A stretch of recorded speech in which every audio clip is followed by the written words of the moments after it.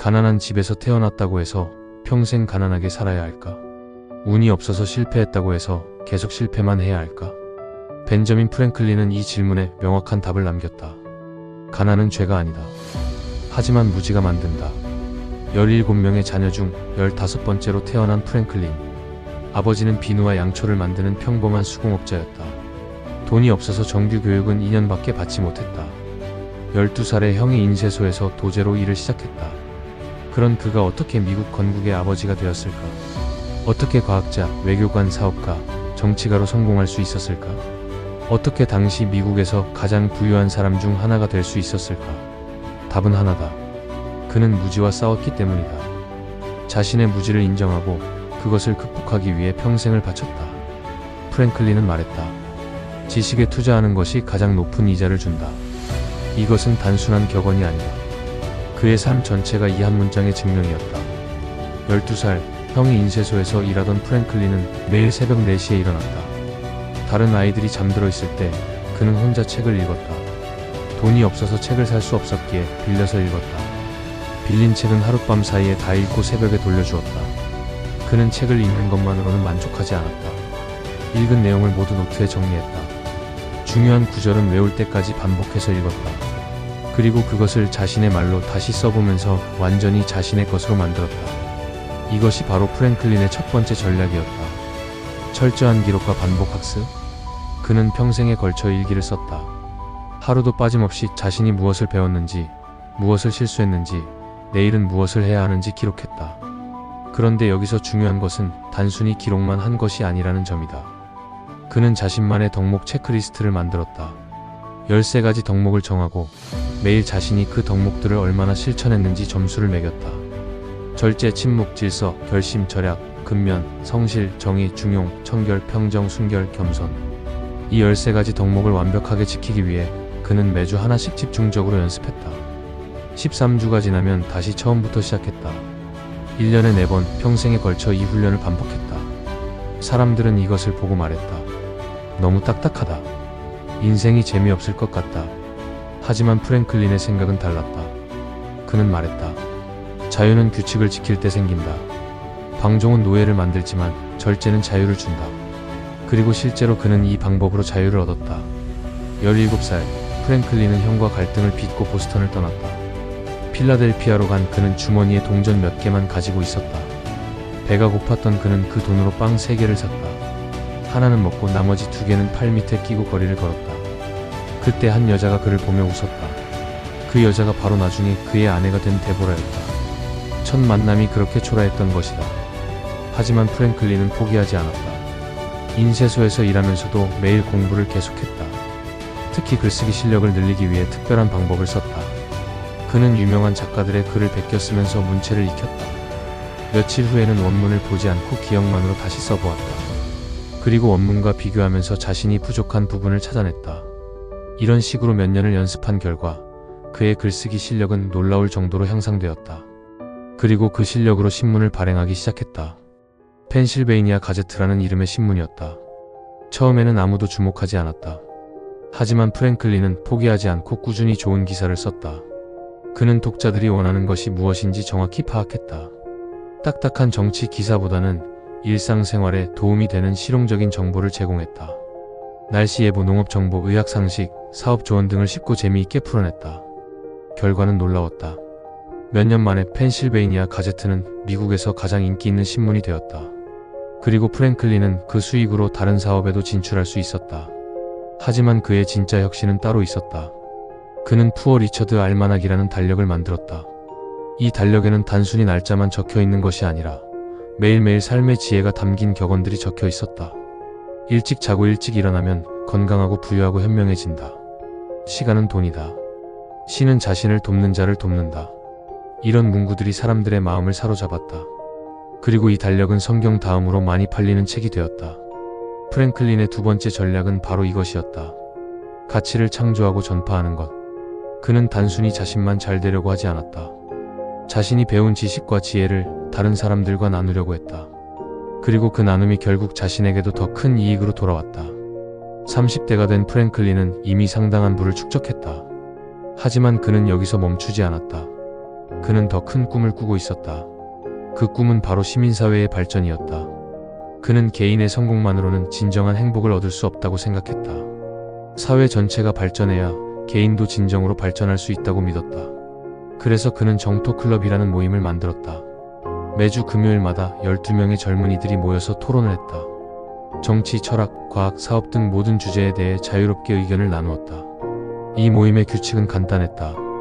진실을 추구하고 서로를 존중하며 지식을 나누는 것, 그리고 배운 것을 실제 행동으로 옮기는 것. 이 모임에서 나온 아이디어들이 하나씩 현실이 되었다. 도서관, 소방서, 병원, 대학교, 보험회사 등이 모두 이 모임에서 시작되었다. 프랭클린은 이렇게 말했다. 혼자서는 할 수 없는 일도 함께하면 할 수 있다. 그의 세 번째 전략이 바로 이것이었다. 네트워크의 힘을 활용하는 것.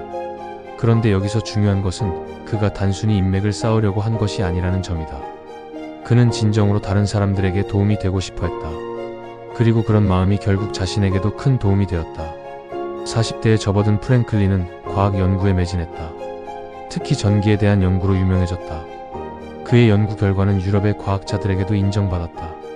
하지만 그는 과학 연구도 실용적인 목적으로 했다. 피뢰침을 발명해서 화재를 예방했고 난로를 개량해서 연료를 절약했다. 그리고 이런 발명품들로도 상당한 수익을 올렸다. 프랭클린의 네 번째 전략은 지식을 실용으로 바꾸는 것이었다. 그는 이론만으로는 만족하지 않았다. 배운 것을 반드시 실생활에 적용했다. 그리고 그것을 다른 사람들도 쉽게 활용할 수 있도록 만들었다. 50대가 되자 프랭클린은 사업에서 은퇴했다. 하지만 완전히 쉬지는 않았다. 그는 공적인 일에 더 많은 시간을 투자했다. 펜실베이니아 주의회 의원이 되었고 우체국장이 되었으며 영국 대사로도 파견되었다. 그리고 마침내 미국 독립선언서를 작성하는 데 참여했다. 이 모든 과정에서 그가 일관되게 보여준 것은 준비된 자세였다. 어떤 일을 맡아도 그는 이미 그 일에 대해 충분히 공부해두고 있었다. 즉흥적으로 대응하는 것이 아니라 항상 미리 준비하고 계획을 세워두었다. 프랭클린의 다섯 번째 전략은 미래를 준비하는 것이었다. 그는 이렇게 말했다.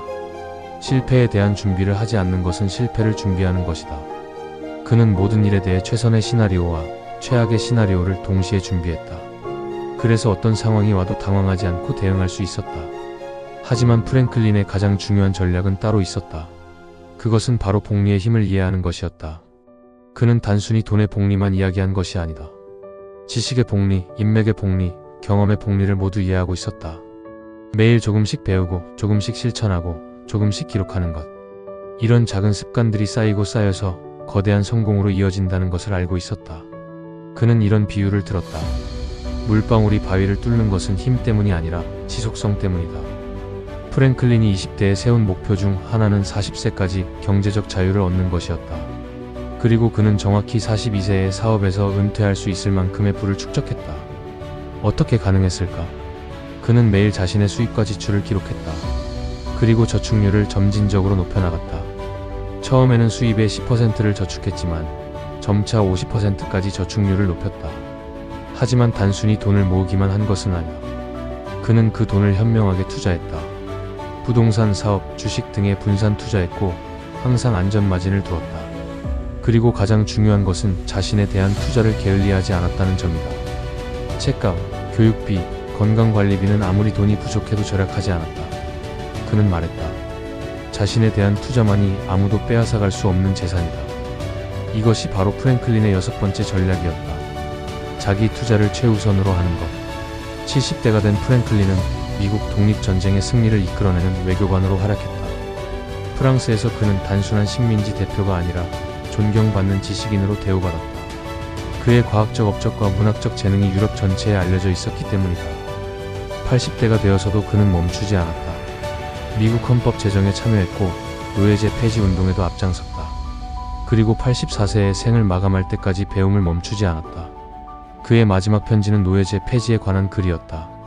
죽기 직전까지도 그는 더 나은 세상을 만들기 위해 노력했다. 프랭클린이 우리에게 남긴 가장 중요한 메시지는 이것이다. 가난은 죄가 아니다. 하지만 무지는 선택이다. 우리는 어떤 환경에서 태어날지 선택할 수 없다. 부모를 선택할 수도 없고 가정 형편을 선택할 수도 없다. 하지만 무지한 채로 살 것인지 아니면 배움을 통해 성장할 것인지는 선택할 수 있다. 프랭클린의 방법을 현재에 적용해보자. 첫째, 매일 기록하는 습관을 만들어라. 오늘 무엇을 배웠는지, 무엇을 잘했는지, 무엇을 개선해야 하는지 적어라. 그리고 내일의 계획을 구체적으로 세워라. 이 작은 습관이 당신의 인생을 바꿀 것이다. 둘째, 자신만의 덕목 리스트를 만들어라. 프랭클린의 13가지 덕목을 그대로 따를 필요는 없다. 당신에게 필요한 덕목들을 찾아서 매일 점검하고 실천하라. 완벽할 필요는 없다. 조금씩 나아지면 된다. 셋째, 지식을 실용으로 바꾸는 연습을 하라.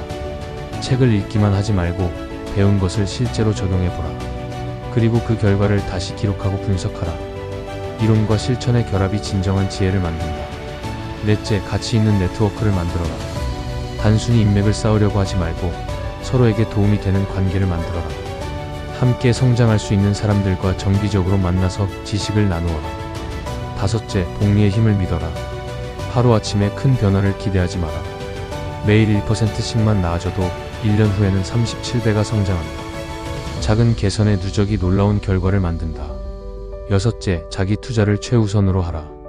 돈이 없다고 시간이 없다고 변명하지 마라. 프랭클린도 가난한 집에서 태어났고 12살부터 일을 해야 했다. 하지만 그는 새벽 시간을 활용해서 공부했다. 의지가 있으면 방법은 반드시 있다.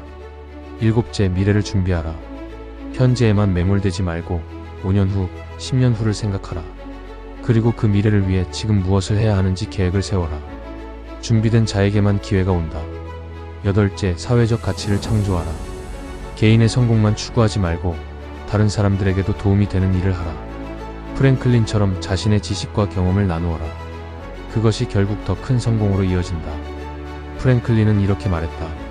오늘 할 수 있는 일을 내일로 미루지 마라. 그리고 남이 해줄 수 있는 일을 스스로 하려 하지 마라. 이 말의 진정한 의미는 이것이다. 중요한 일은 미루지 말고 지금 당장 시작하라. 하지만 혼자서 모든 것을 하려고 하지는 마라. 다른 사람들과 협력하고 시스템을 만들어서 효율을 높여라. 당신도 프랭클린처럼 될 수 있다. 가난하게 태어났다고, 학력이 부족하다고, 인맥이 없다고 포기하지 마라. 프랭클린도 그런 조건에서 시작했다. 중요한 것은 지금 이 순간부터 시작하는 것이다. 책을 읽고 기록하고 실천하고 반성하는 것. 매일 조금씩 꾸준히 끈질기게 계속하는 것. 무지는 선택이다. 가난도 어느 정도는 선택이다. 하지만 성장은 확실히 선택이다. 당신은 어떤 선택을 할 것인가? 무지를 선택할 것인가? 아니면 지혜를 선택할 것인가? 현재에 안주할 것인가? 아니면 미래를 준비할 것인가? 프랭클린의 마지막 조언을 들어보자. 성공한 사람과 실패한 사람의 차이는 능력이 아니라 습관에 있다. 좋은 습관을 만들어라. 그리고 그 습관을 평생 유지하라. 그것이 바로 프랭클린이 우리에게 남긴 가장 소중한 유산이다. 지금 당장 시작하라. 내일이 아니라 오늘 이 순간부터. 당신의 인생을 바꿀 수 있는 사람은 오직 당신뿐이다. 벤저민 프랭클린처럼.